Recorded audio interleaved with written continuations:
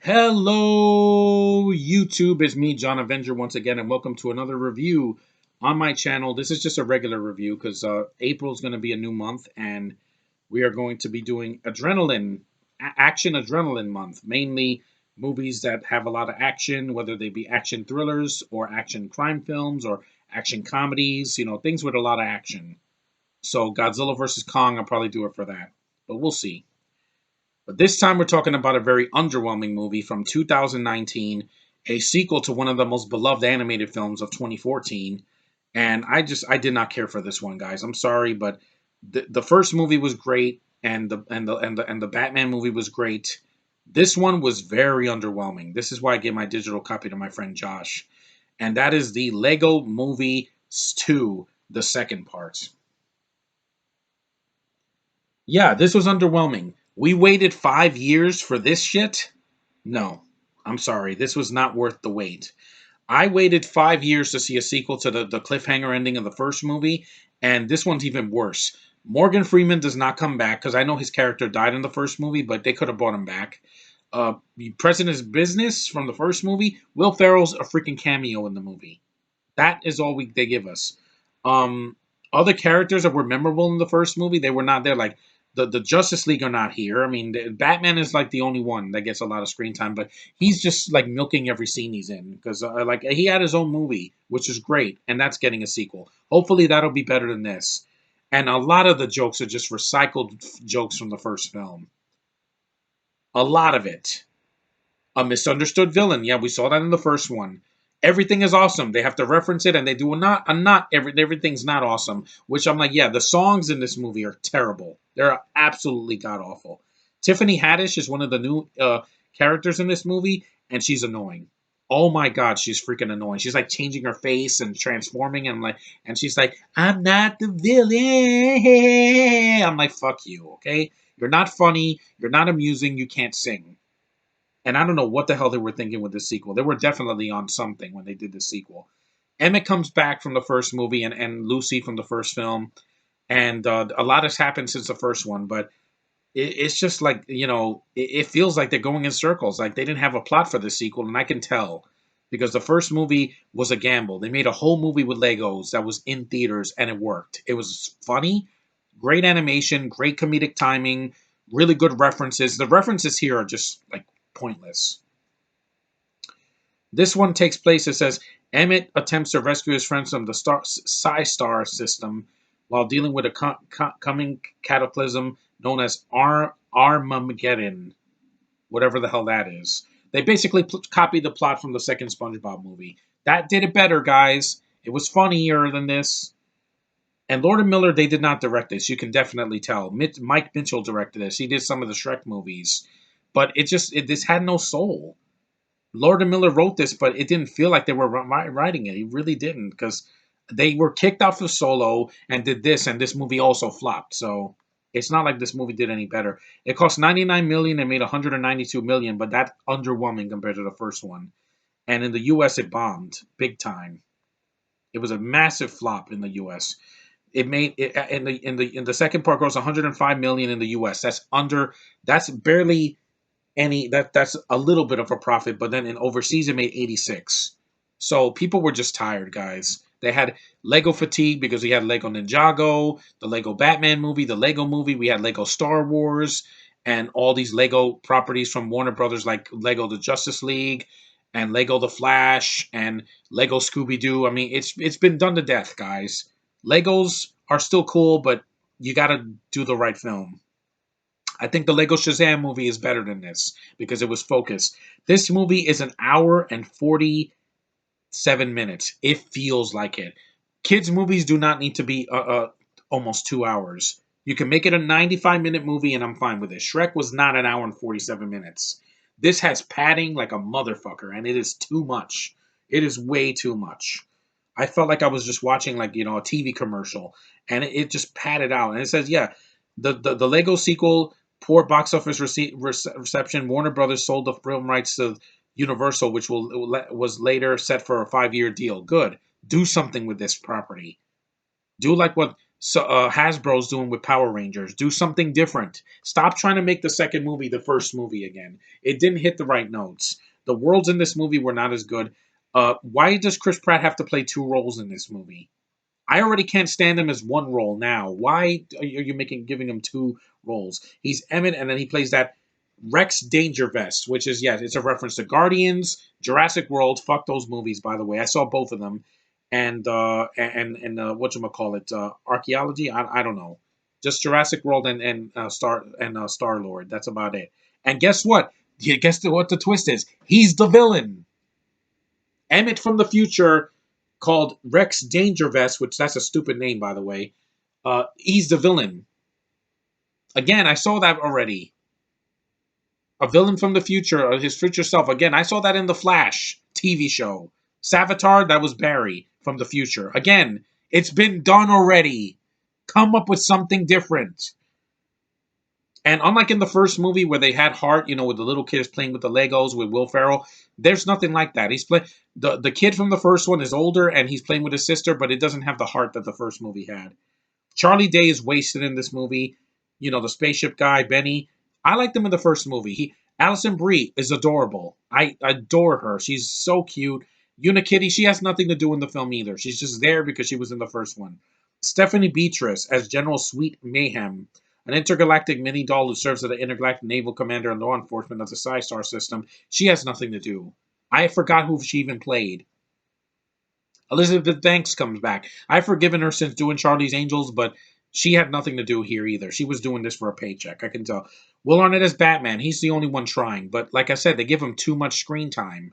The first one, they give him enough. Nick Offerman as Metalbeard. I don't remember what he did. That's the problem. The movie is forgettable. Maya Rudolph as Mom, the unnamed mother of Finn and Bianca. She's the force in the real world that brings Armageddon. Yeah, again, I don't remember what she did. Will Ferrell, yeah, it's a cameo. Richard Ayoade as the ice cream cone. Yeah, that's what this movie needed. More Brits. I don't hate him in The Watch, but he just felt out of place here. Kobe Smulders as Wonder Woman, Jonah Hill's Green Lantern, Channing Tatum. They come back, but they're barely in the movie. Jason Momoa as Aquaman. I didn't even know that was his voice. You sounded more scratchy. They have a Bruce Willis cameo in this freaking movie. And it is so forced and so unfunny that they reference Die Hard, a movie that kids aren't going to understand. That's not even a Warner Brothers movie. That's a freaking Fox movie. Now it's in Disney's hands. Why would you reference that? And then Margot Robbie's Harley Quinn. Why the fuck is she in this movie? The Joker's not in this movie. We don't like this Harley Quinn. I already told you people since I saw Suicide Squad, the first one, not this one that's coming out. It's going to be bloody. I don't like Hot Topic Harley Quinn. I think the design sucks. It's slutty. It's disrespectful to the 90s animated show. I hate the freaking voice. It gets on my damn nerves. I can't stand it. I can't stand it. I'm sorry. Ben Schwartz was in this movie too as the banana peel, but I forgot him. He was busy doing Sonic, a better kids movie that came out in February of 2020. Yeah, it was funnier. Remember half of the jokes in that movie. Here, I think I smiled maybe once, but the jokes weren't funny, guys. And there's a song I swear is one of the worst freaking things I think. This song is gonna get stuck in your head. I'm like, fuck you. I hate these songs in this movie. The first one had better songs. The cameos were not as special as the first one. No Star Wars because again the Disney merger already happened. You have Gary Payton, Cheryl Swoops, a bunch of basketball players, Trisha Gum as Velma Dinkley because again this felt more like a Lego Dimensions game than a movie. It didn't have a plot. Gandalf comes back. Uh, yeah, it's a terrible sequel. Like this is a downgrade from the first one. The animation's nice, but like I said, Lord and Miller are not going to make a shitty looking movie. It does have the budget, but it's just not funny like the first one. And look what Rotten Tomatoes said. Even though I really could care less what they think. While it isn't quite as much fun as its predecessor, you got that right. I wasn't having fun. The first movie brought the little kid out of me when I used to play with Lego blocks as a kid. So, but this one didn't do it for me. It just didn't. The Lego sequel, second part, fits nearly into an animated all ages franchise with heart and humor to spare. Not really, because I didn't laugh. Out loud? No, I maybe chuckled once or twice. Sonic, I laughed out loud in the theater. Here, it was weak. And say that while it's better than most other films, it didn't recapture the surprise of the first film. It didn't. It was fatigue. We were tired. It says, yeah, saying everything is still awesome, just a little bit less so. Of course, I don't give a shit about Chris Pratt. If he retired tomorrow after Guardians 3, I would be happy because I just want to see that and then get out of my face. Onward, I didn't care. He's not a voice actor, guys. He's not Robin Williams. He's not Tom Kenny. He's not Mel Blanc. He's not Frank Welker. He's not freaking. Even Drake Bell is a better voice actor than him because he has range. He's not just doing, I'm going to sound like this in every movie. Yeah, I'm going to sound like this. And I'm like, what are you, a freaking game show host? Yeah, I'm just sorry. I'm just sick of it. Yeah, it says, following the Lego sequel's disappointing box office returns, Warner Brothers allowed their film rights with Lego to expire. Good, Warner Brothers. You did a good job. You did the right thing. You can't recapture the first Lego movie or Lego Batman. Lego has later entered into a negotiation with Universal for a first new deal. Danlin is expected to remain a producer. In April of last year, that with Universal was set for 5 years. So from now till 2026, hopefully. They can't do any worse, guys. This is the bottom of the barrel. The Lego Ninjago movie was flawed, but it made me laugh. And it was shorter than this. It wasn't an hour and 47 minutes. This movie drags ass, just like the Snyder Cut. But this is a lot less worse, only because that was 4 hours. This is under 2 hours. But it wasn't that funny. And with somebody like me that has an attention disorder, this didn't grab my attention. It's just a bunch of flashy imagery in my face. Josh, hear me out when you see this video. Into the Spider-Verse is better than this movie because it wasn't a freaking random movie. The only thing I hated in that movie is the flashy thing at the end. In the third act, there's this flashy animation that hits me right in the face when they're going through the portals. That almost gave me a seizure. That was a problem. Here, the whole movie is like that. Everything is thrown in your face. Every piece of every cartoon character and all the colors are shoved right down up your ass, and it has no plot. It doesn't. I'm sorry. There's just it goes on, and I don't even remember the freaking plot at all. Like I just forgot about it. I saw this movie a month ago, and I was underwhelmed. I donated it. I gave my friend a digital copy because I didn't want it on my computer. The first movie was good, really good. Also, I miss Liam Neeson. His bad cop is in the movie, but he doesn't talk. Why? Because Liam Neeson couldn't do this. He had better things to do. And I'm sorry, the film's plot is basically you take the plot from the second SpongeBob movie, and you just do it worse. And Armageddon, that's freaking lazy. Just call it Legogeddon. Can't you say the name of the freaking toy? And I'm sorry, who did Tiffany Haddish play? I forgot. She played that octopus thing. It was really creepy too. I don't want my kids. If I ever have kids, I don't want them seeing this movie. The first movie's better. Uh, Tiffany Haddish is Queen whatever Wananabe. Wananabe? That's racist. Yeah, that sounds like a Japanese name. She's a shape-shifting alien queen of the Psi Star, but was made by Emmett as a heart. Her name is a pun on the phrase "whatever I want to be," but it's not funny. I didn't laugh. Her scene with Batman, it goes on and on and on, and I'm like, oh my god, can you please just get to the next scene? That's the problem I had with the Ninjago movie. One of the scenes goes on for way too long. In the first movie, there wasn't scenes like that. There were speeches and some lack of action in the middle, but it had a better pace than this. It wasn't an hour and 47 minutes. This felt like 2 hours. Thankfully, the movie bombed, and I'm so glad. Sonic is a better freaking kids movie. Detective Pikachu came out a few months after this, and it was better because it was focused. It didn't have 150 Pokemon thrown in your face, or more than that. Anyway, there's like over 800 of them now, almost 1,000. It didn't do that. It was focused. This is not focused. It's a freaking mess. It's convoluted, and I don't. It's an underwhelming sequel compared to the first one, and I didn't care for it. The first movie made me laugh my ass off in the theater. The Lego Batman movie was funny. Lego The Flash, Lego Ninjago, Lego Shazam, the Lego Justice League, Gotham Breakout, and all that. Those are funny. And they could do parodies without referencing something every 5 minutes.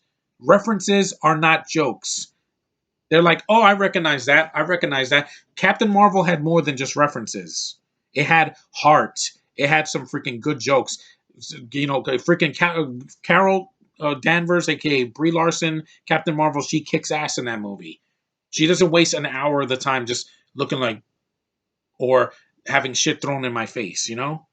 It had a better plot, and it came out a month after this. So yeah, once that Captain Marvel came out, yeah, that's how you do a good sci-fi movie that can appeal to both kids and adults. This was just some shitty cash grab that did not pay off, and I'm glad it bombed. I'm disappointed because I really love the first one. Not as much as when I first saw it, but this one was just, it had no plot. It's like, let's just do this first movie again, but worse, and rush it. Even though they had 5 years, Frozen 2 was better than this. I love Elsa in that movie. Here, Emmett, like he could have died in this movie or gotten broken, and I wouldn't care. He's not Woody from Toy Story. I'm sorry.